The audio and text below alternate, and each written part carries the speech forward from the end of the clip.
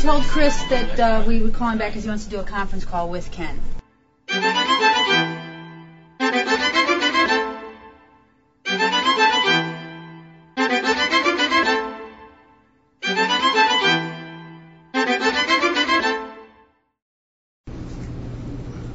So Dottie, I guess about 2 or 3 weeks ago, I was here, I saw you, and the New York Magazine had the cover, I think it's a bubble bursting... Crash.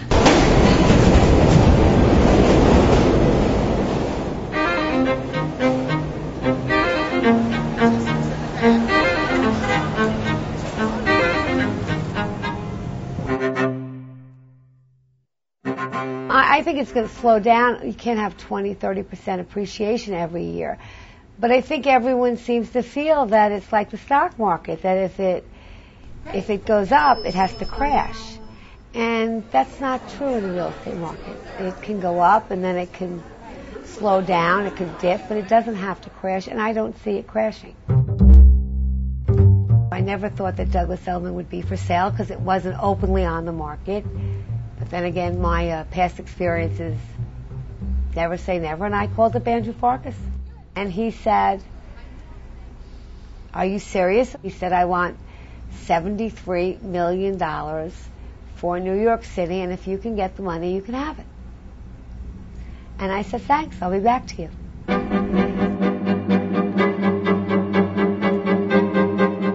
Called up people at Prudential. They thought I was insane. They never lent anybody that kind of money.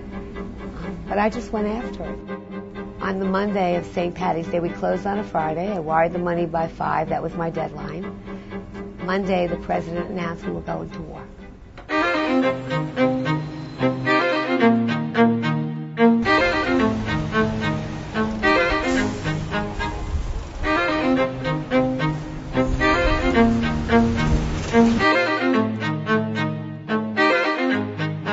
My mother's death was probably, in retrospect, I was 10. When she wasn't sick, it was a car accident. We came back from skiing, and I think that without realizing it, I had to grow up really quickly, and I didn't have somebody really making a whole lot of decisions for me.